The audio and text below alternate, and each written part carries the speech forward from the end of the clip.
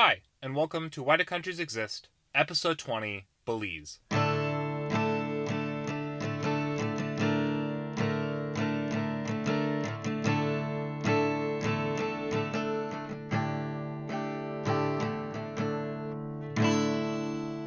So for this episode's alcohol, I couldn't find any alcohol from Belize, so instead I made my own Belizean-style beans and rice with some chicken. The recipe I found was honestly a little bland. I tried adding some cumin and thyme to it, which did help it a little bit, but it was probably just a lack of spices and my amateur cooking skills. So Belize is our first Central American country we will talk about in this podcast, although it stands out in a couple of unique ways. The country has Mexico to the north, the Caribbean Sea to the east, and Guatemala to the south and west. Belize is a tropical country. A large portion of Belize is forested, with great tropical forests making up much of the inland and south of the country. The country also has several mountains and large hills throughout the southeast. The northern coastal region, however, is much more flat and more open. Belize is home to almost 420,000 people. The population is divided up between 6 main groups. The largest group are the Mestizo or Hispanic Belizeans, descendants from Spanish colonists and the indigenous people. They make up 48 to 53% of the population and are commonly found in the north and the interior. The next group are the Creoles, or Black Belizeans, who are the descendants from African slaves brought into the country. They make up 25 to 48% of the population and are found on the coast and in urban areas. The next group is the indigenous Maya people, who come from a variety of Mayan subgroups such as the Kekche. They make up 9 to 12% of the population and are largely found in the north and south. Next are the Garifunas, who are the descendants from Black and Carib people from the Caribbean. They make up 5 to 8% of the population and are commonly found in the south. Next, there are surprisingly the ethnically Dutch Mennonites, who are closely related to the Amish but aren't exactly the same thing.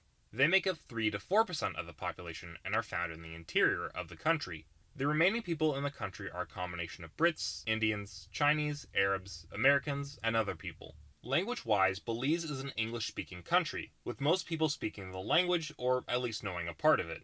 In politics, education, and business, English is the language most commonly used. Much of the black population will speak a language known as Creole, which is kind of a mixture of English, Mayan, and several different West African languages. Many of the mestizos speak Spanish, Mayans might speak one or more several Mayan dialects, the Garifuna will speak the Garifuna language, and the Mennonites will speak Low German.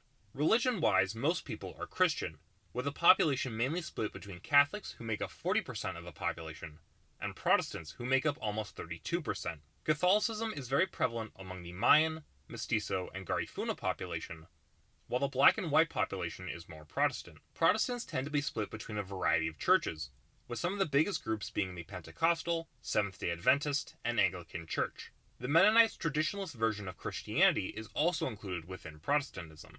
The remaining population tends to be a combination of either people belonging to other Christian churches, like Jehovah's Witness, practitioners of the traditional Maya religion, Muslims, or may belong to another small religious sect. Around 15% of the population is also irreligious. The Mayans are believed to have settled Belize and the surrounding region in the 2000s BCE. While the Mayans are famously connected to Guatemala, Belize has several important Mayan cities in its borders, such as, and just fair warning, I'm gonna butcher all of these, Lumani, Caracol, Altunja, Tipu, and Unanchunich. The Mayans themselves were never united under a single political entity, but were mostly a collection of city-states similar to ancient Greece.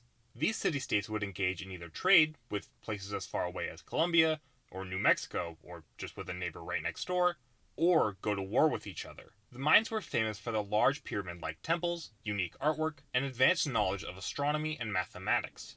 The Mayans reached their peak from 250 to 900 CE. After 900, the Mayans began to undergo a process of collapse, with many of the Mayan cities being abandoned. There are a whole bunch of theories of why they collapsed, with war between rival city-states, famine, ecological disaster, disease, high taxes, and even aliens all being blamed.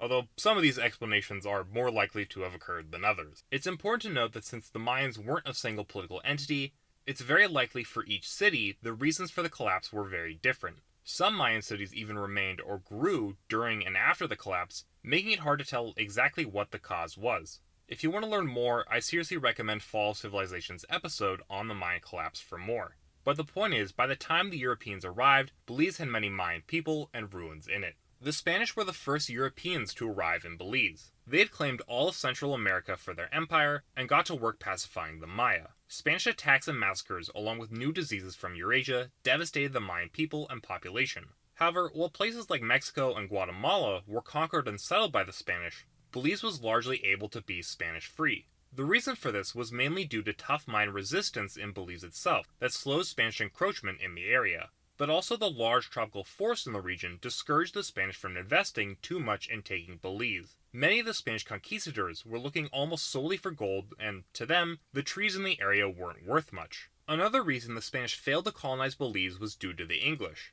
The English, starting in the 17th century, began raiding Spanish ships throughout the Caribbean, and many would choose to use Belize as a safe place to hide. These pirates would both raid Spanish settlements in the area and also began chopping the trees in the area for lumber to make a quick buck. Over time, more and more Englishmen would arrive to Belize, with the economy centered around lumber extraction. While no official colony would be set up, Belize was a de facto British colony by the mid-1600s. These Englishmen would bring with them African slaves to help them chop lumber. Soon, Africans and their descendants began making up a majority of the population. Slaves in Belize seemed to have it just slightly better chopping wood in Belize than on plantations in the Caribbean or 13 colonies, but it still wasn't good by any means. Beatings, sexual assaults, long work hours, and violence were not uncommon in Belize, but Belizean slaves seemingly weren't treated to cruel overseers who monitored their every move as often. The Spanish weren't very happy with this growing British colony in what they considered to be their land. At several points, the Spanish would attempt to drive the British out and regain control of Belize. The last battle for Belize would be fought in 1798 during the War of the First Coalition, the Battle of St. George's Caye. British colonists, along with assistance from freed blacks, managed to beat back the Spanish force, ensuring British rule in the region. After this battle, the British began feeling more and more comfortable establishing colonial links to Belize, although the Spanish still claimed the region as their own. The British would also have to fight the indigenous Maya for control of Belize.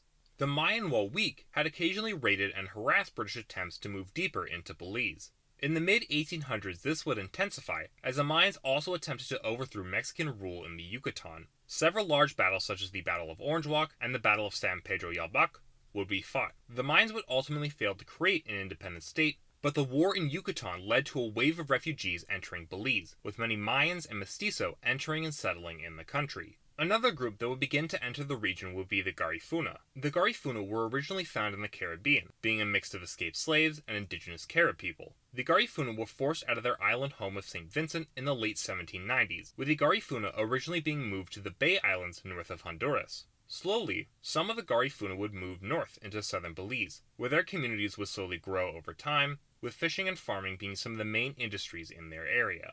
British authorities largely treated them similar to the Maya, restricting their rights and attempting to prevent them from integrating with wider Belizean society. The 19th century saw many changes in Belize. Slavery was abolished in 1838, although British companies and administrators continued to hold most economic and political power. In 1862, Belize finally became an official colony, with Belize being known as British Honduras and being closely linked with a British colony in Jamaica. The population of the colony increased, and agriculture became more and more important in British Honduras's economy. The Great Depression would severely hurt Belize, as many people lost their jobs and the lumber industry began to shrink. A hurricane in 1931 that destroyed much of Belize City, the largest city in the country both then and now, also wouldn't help things. Slowly, more and more people began criticizing British colonial rule, and the beginnings of Belizean nationalism began to emerge. Labor unions began to organize and began targeting big companies in the colony. World War II also helped increase the strength of the new anti-colonial movement,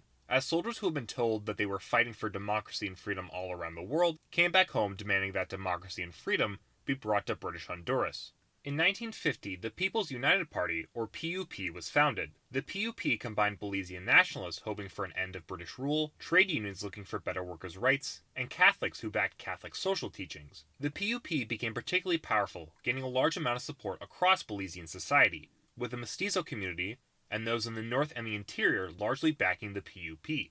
When the first election was held with universal suffrage in 1954, the PUP swept the election and remained in control of Belize for 30 years. The PUP was headed by George Price, who would lead British Honduras and started the slow process of decolonization, and also got the cool title, Father of the Nation.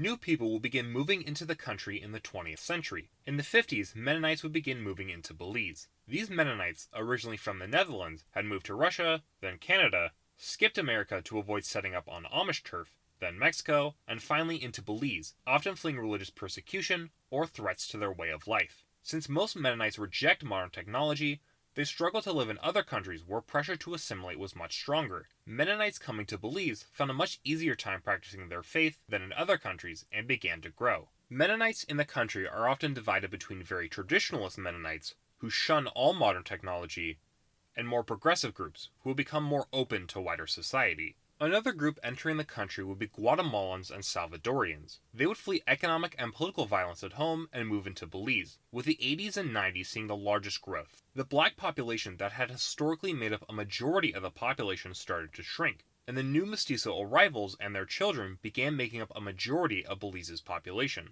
This back then and even today has led to some tension over if these new immigrants are assimilating into wider Belizean society, if the country is Latinizing too much, or in other words, becoming too close to other Central American countries, and how large companies treat these new workers who often work low-paying jobs with very little actual protections. Now you may be forgiven for thinking that Spanish claims on Belize in the 18th century probably aren't all that important at this point, but you would be mistaken. While Spain no longer claims Belize, when Guatemala got its independence in the early 19th century, it took up Spanish claims on the territory. In 1859, the British and Guatemalans signed a treaty agreeing to a border, but when Britain failed to build a road that was specified in the treaty, Guatemala claimed the treaty to be null and void. As Belize began to creep closer towards independence, Guatemala threatened to invade and began massing troops on the border. Britain in turn also moved troops to the border in order to protect Belize. Belizean independence leaders sought to gain support from the international community and began lobbying at the UN for assistance. Slowly, other Latin American states began siding with Belize, with Cuba, Mexico, Nicaragua, and Panama all backing Belizean independence. In 1981, with almost all of the international community backing them, Belize gained its independence. It still today is a part of the British Commonwealth, with the Queen of England still being the official head of state, but Belize has full autonomy in internal affairs. Tension is still present between Belize and Guatemala, however. While Guatemala doesn't claim all of Belize anymore, it does claim most of southern Belize. The border between the two tends to be regularly patrolled by both countries, and diplomatic incidents aren't uncommon. Both countries recently had referendums, where a majority in both countries have agreed that the International Court of Justice will look into the dispute and resolve the issue. However, I doubt whatever the court decides will be accepted by both sides. Both states don't want to lose territory, and whoever loses will probably just accuse the court of bias. In 1984, the rule of the PUP would come to an end. The United Democratic Party, or UDP, will be formed from a combination of opposition groups and wrestle power away from the PUP. The UDP represents conservatives and tends to favor free market economics. The party's support base is largely made up of people living in and around Belize City, the country's middle class, and seemingly the black population, but also receives a decent amount of support from mestizo voters. Both the PUP and UDP have been elected on and off, and had their ups and downs. It seems that both parties are perceived as being fairly out of touch with the average voter and fairly corrupt. So, in other words, they're just like every politician in America. Please clap at my insightful political commentary.